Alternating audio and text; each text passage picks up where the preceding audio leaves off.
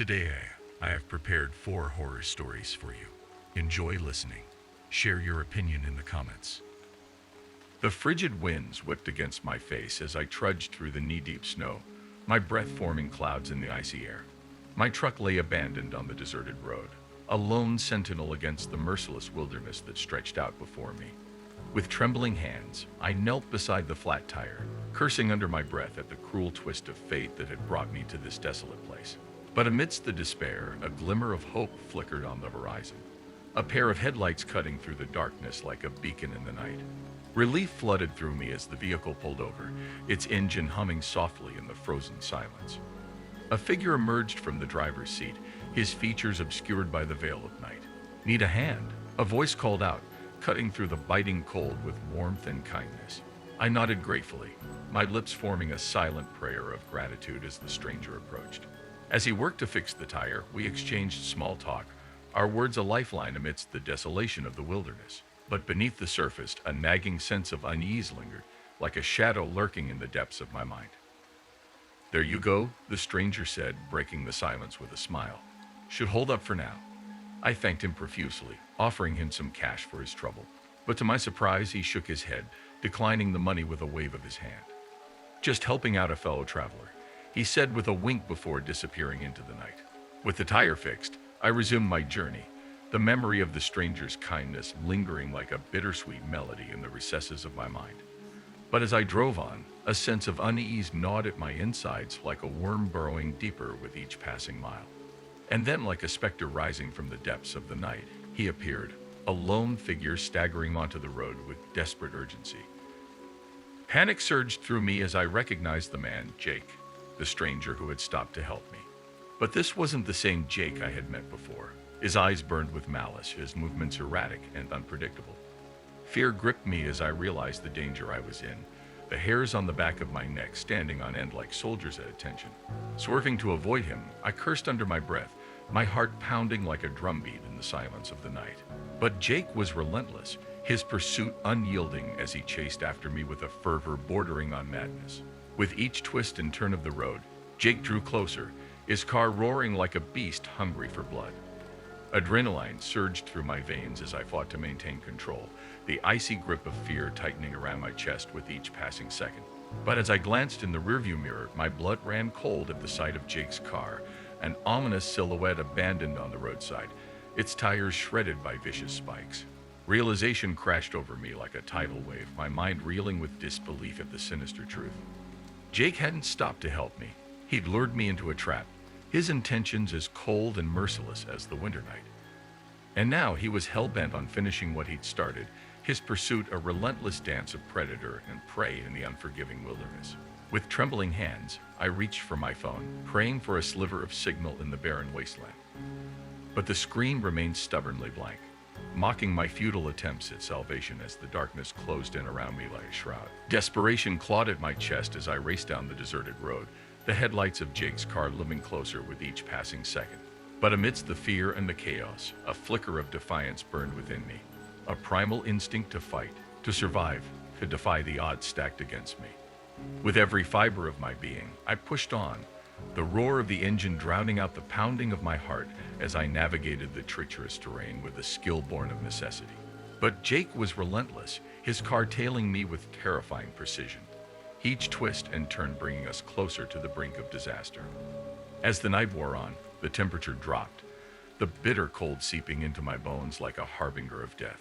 But still, I refused to surrender to despair, clinging to the flickering flame of hope that burned within me like a guiding star in the suffocating blackness.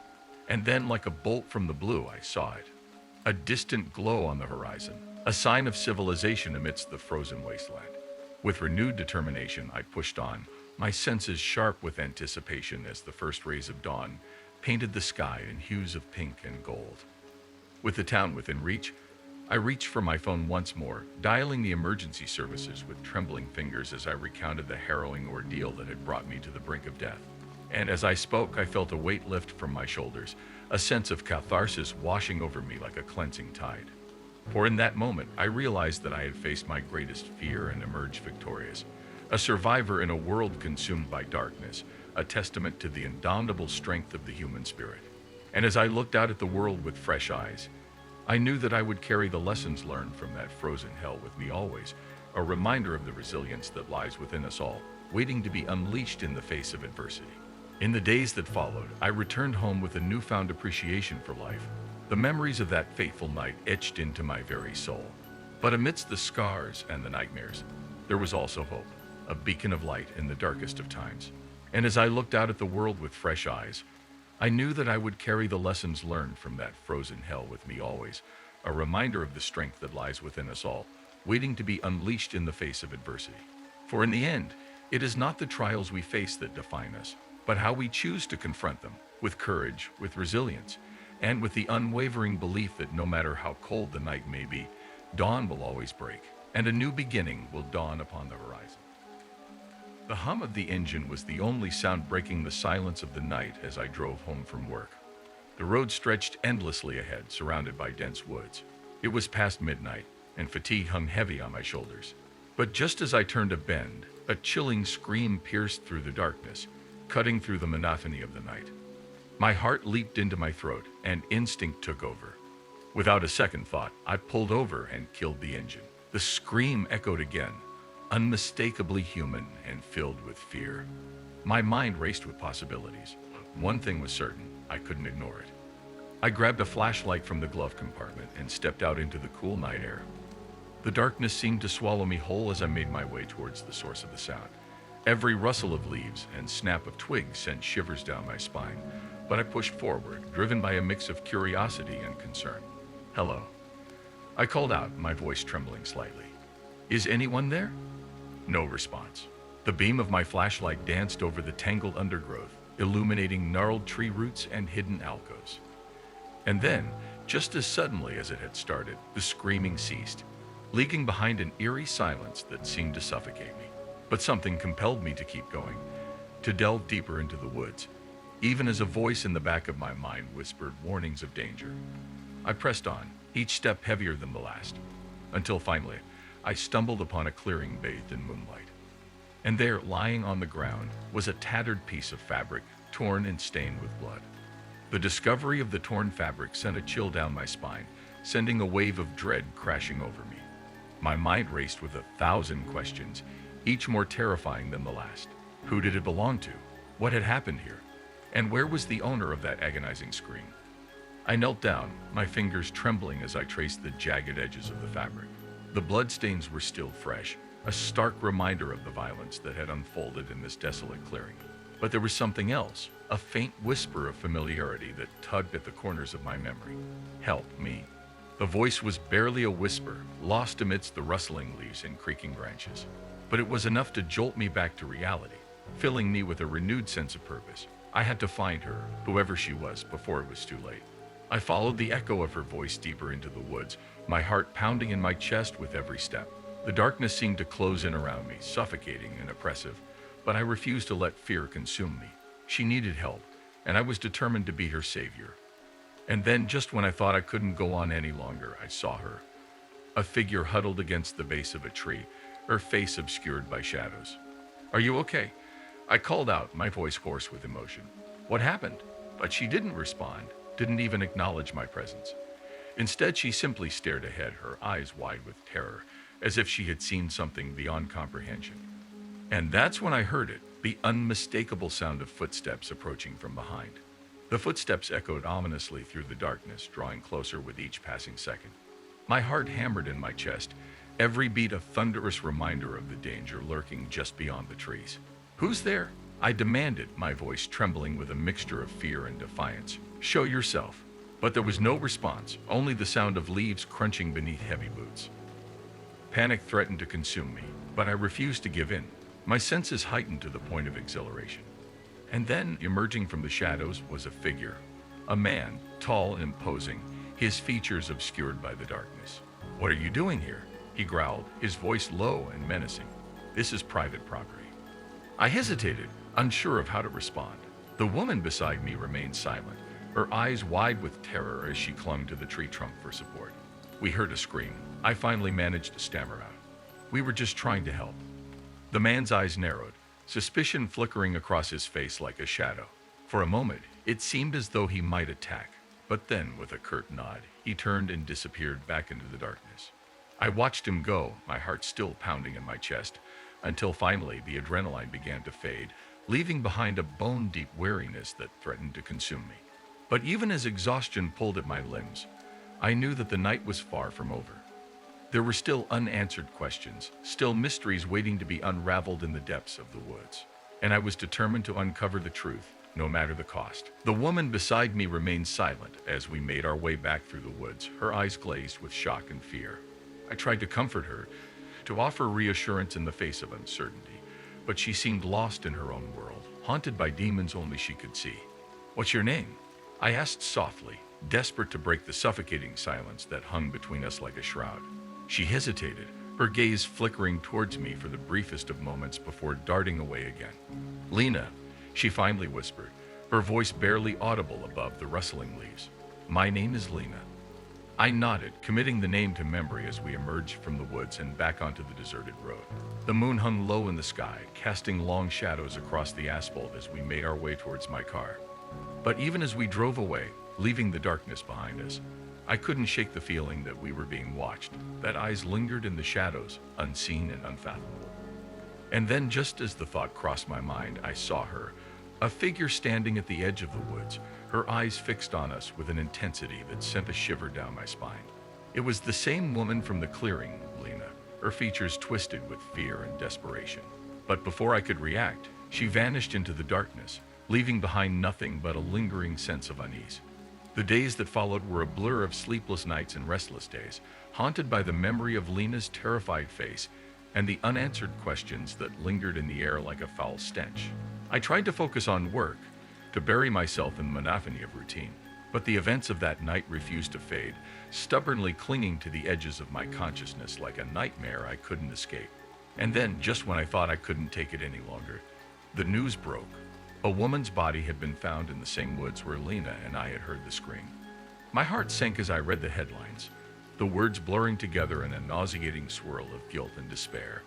I should have done more, should have pushed harder to uncover the truth before it was too late. But now, it was too late for regrets. I drove back to the woods, my mind consumed by a single burning question. What had happened to Lena? Was she still out there, lost and alone in the darkness? Or had she met the same grisly fate as the woman whose body now lay cold and lifeless in the morgue? I couldn't shake the feeling that there was more to this than met the eye, that hidden forces were at play, manipulating us like pawns in a game we couldn't hope to understand. But one thing was certain, I wouldn't rest until I had the answers, until I had unraveled the mystery of the Screaming Woods and laid its secrets bare for all to see. Armed with nothing but determination and a burning desire for justice, I plunged headfirst into the heart of darkness, determined to uncover the truth no matter the cost. I retraced our steps through the woods, each footfall a defiant echo of the past, until finally I reached the clearing where it had all begun. The air hung heavy with the scent of decay, the ground stained with the blood of the innocent. But there was something else, a faint whisper of movement in the shadows, like a predator lying in wait. I pressed on, my senses sharpened to a razor's edge as I searched for any clue that might lead me closer to the truth. And then, just as I was about to give up hope, I saw her, a figure emerging from the darkness, her eyes filled with sorrow and regret. "Lena," I whispered, hardly daring to believe my own eyes. "Is that you?" She nodded, her features drawn and haunted as she stepped forward into the dim light of the moon. "I'm sorry," she whispered, her voice barely audible above the rustling leaves. "I never meant for any of this to happen." And then, before I could respond, she was gone, disappearing back into the darkness as quickly as she had come. I was left standing alone in the clearing, the weight of her words hanging heavy in the air like a curse. But even as despair threatened to consume me, I knew that I couldn't give up, not now, not ever. Because the truth was out there, waiting to be discovered, and I would stop at nothing to uncover it, no matter the cost.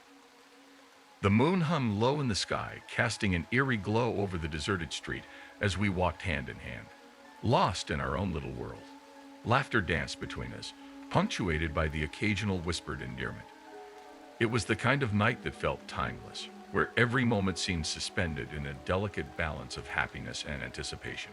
Suddenly, a noise shattered the tranquility, jolting us out of our reverie. My heart skipped a beat as I instinctively tightened my grip on her hand. "What was that?" she whispered, her voice tinged with apprehension. "I don't know," I replied, trying to sound reassuring even as a sense of unease crept over me. Pulling out my phone, I activated the flashlight and scanned the darkness ahead. And then, in a moment of impulsiveness, I snapped a picture with the flash, hoping to catch whatever lurked in the shadows. The harsh light of the flash illuminated the figure of a man standing just a few feet away, his features obscured by the darkness. My heart pounded in my chest as I stared at the image on my phone, feeling a chill run down my spine. "We need to go," I muttered, my voice barely above a whisper. Without waiting for a response, I grabbed her hand and began to hurry down the street, my senses on high alert. Behind us, the echoes of our footsteps seemed to mingle with the ominous whispers of the night, fueling my growing sense of unease. As we finally reached the safety of her apartment, I couldn't shake the feeling that we were being watched, that the darkness held secrets too terrible to contemplate. I tried to laugh off my fears, to convince myself that it was just my imagination running wild. But deep down, I knew that something had changed, that a seed of fear had been planted in my mind, waiting to bloom into full-blown paranoia. And as I lay awake that night, listening to the sounds of the city outside, I couldn't shake the feeling that our encounter with the mysterious figure was only the beginning of something far more sinister. Days turned into weeks, but I couldn't shake the feeling of being constantly watched, of unseen eyes following my every move. I became obsessed with checking and rechecking the locks on the doors and windows, convinced that danger lurked just beyond the threshold. My girlfriend tried to reassure me, to convince me that it was all in my head. But the fear had taken root, twisting and warping my perceptions until I could no longer trust even those closest to me. And as the days stretched into months, my grip on reality began to slip, consumed by the suffocating grip of paranoia. It was a seemingly innocuous argument that finally pushed me over the edge, a petty disagreement that spiraled out of control with frightening speed. In a fit of rage, I lashed out, my words dripping with venom, as I accused her of betraying me, of being in league with the shadows that haunted my every waking moment. She recoiled from me, her eyes wide with shock and hurt. And in that moment of blind fury, I saw the fear in her eyes, the same fear that had consumed me from within. But it was too late to take back the words that had already been spoken, too late to repair the damage that I had wrought. Days turned into weeks, and still the guilt weighed heavily on my soul, a constant reminder of the irreparable harm that I had caused. I withdrew into myself, consumed by self-loathing and despair, unable to face the world outside. And then, one fateful night, as I lay alone in the darkness, the shadows seemed to come alive around me, twisting and writhing with a life of their own. I screamed, my voice echoing through the empty apartment as I fought to hold on to what little remained of my sanity. But the shadows whispered promises of redemption, of an end to the pain and suffering that had become my constant companions. And in that moment of weakness, I surrendered to their seductive embrace, letting them consume me whole. In the end, it was the cold light of dawn that brought clarity to my shattered mind, illuminating the truth that had been hidden from me all along. I had become the very thing that I had feared most, a monster driven by paranoia and guilt. And as I stood before the mirror, staring into the hollow eyes of my reflection, I knew that there could be no redemption for the sins that I had committed. The shadows had claimed me as their own, twisting my soul beyond recognition until there was nothing left but a hollow shell of the man I once was. And as I gazed upon the wreckage of my life, I knew that the greatest tragedy of all was not the death of my girlfriend, but the death of the man I had once been, lost forever in the shadows of regret. The night air was cool against my skin as I sat in the passenger seat of Jake's car, the windows rolled down to let in the breeze. The moon hung low in the sky, casting an eerie glow on the deserted road ahead. Beside me, Jake gripped the steering wheel tightly, his knuckles turning white with tension. "Where are we even going, man?" I asked, breaking the silence that had settled between us. "Just driving," Jake replied, his voice tight with nerves. I needed to get out of the house. I nodded, understanding the feeling all too well. It had been a long week, filled with deadlines and stress, and the thought of cruising down empty roads with my two best friends seemed like the perfect escape. As we rounded a bend in the road, headlights suddenly illuminated a figure walking along the shoulder. My heart skipped a beat as I caught sight of her, a woman, her clothes stained with blood, clutching a knife in her trembling hand. "Holy shit," muttered Sam from the backseat, his voice barely a whisper. Jake slammed on the brakes, bringing the car to a screeching halt beside the woman. She looked up at us with wide, frightened eyes, and for a moment, none of us moved. What the hell do we do? I asked, my voice shaking with fear. Get the hell out of here, Jake replied, his hands shaking as he shifted the car into reverse. Now, as we peeled away from the scene, my heart pounded in my chest, and I couldn't shake the feeling that we were leaving something important behind. We drove in silence for what felt like hours. The image of the woman's terrified face burned into my mind. Finally, Jake pulled the car into a deserted parking lot and killed the engine, the only sound the soft hum of crickets in the distance. What the hell was that?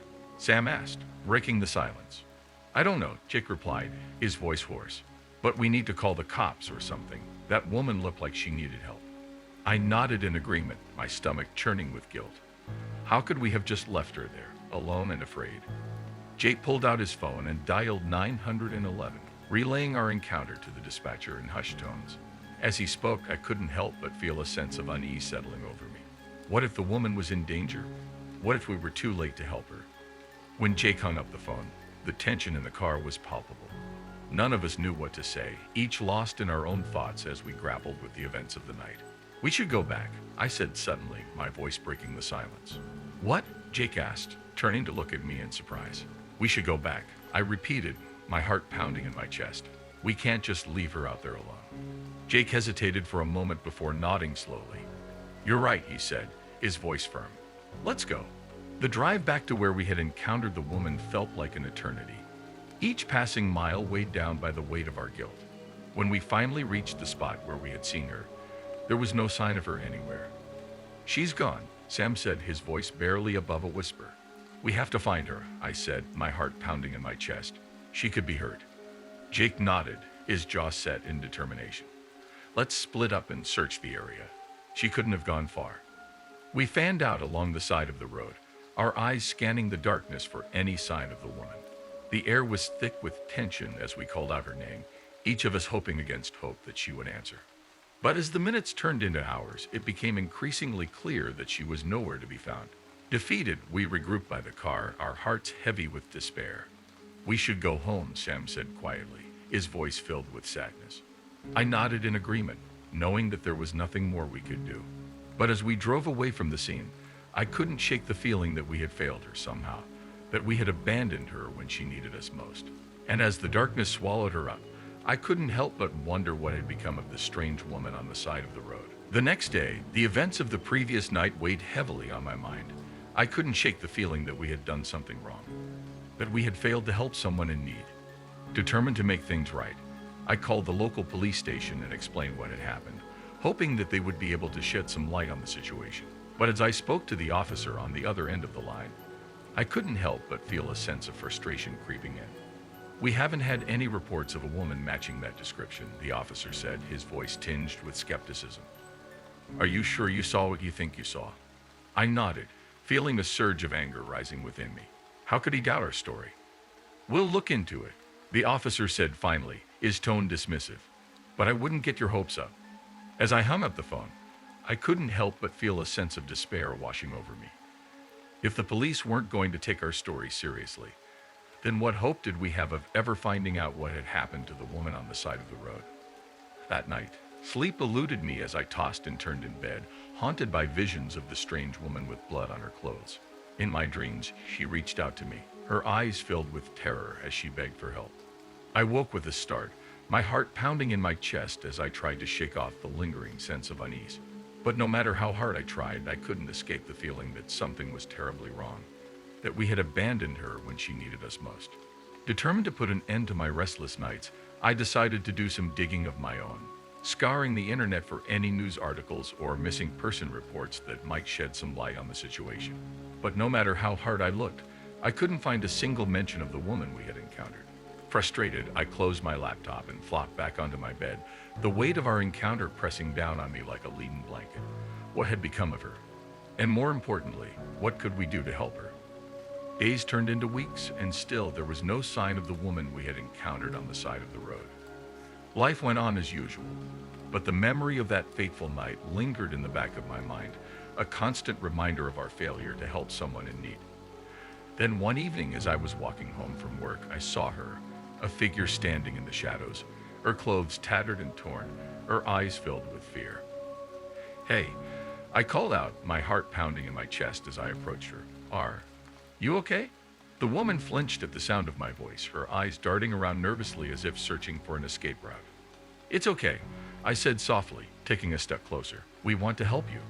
But before I could say another word, she turned and fled into the darkness, leaving me standing alone on the sidewalk, my heart heavy with regret. Determined to finally unravel the mystery of the woman on the side of the road, I enlisted the help of Jake and Sam, determined to get to the bottom of what had happened to her. Together, we combed through old newspaper archives and police records, searching for any clues that might lead us to the truth. But no matter how hard we looked, we couldn't find a single mention of the woman we had encountered. Frustrated, we turned to the only person we thought might be able to shed some light on the situation, the local sheriff. "We saw her again," I explained, my voice shaking with emotion. "She's out there somewhere, and we need to find her before it's too late." The sheriff listened to our story in silence, his brow furrowed in thought. When we had finished, he leaned back in his chair, a troubled expression crossing his face. "I think I know who you're talking about," he said finally, his voice barely above a whisper.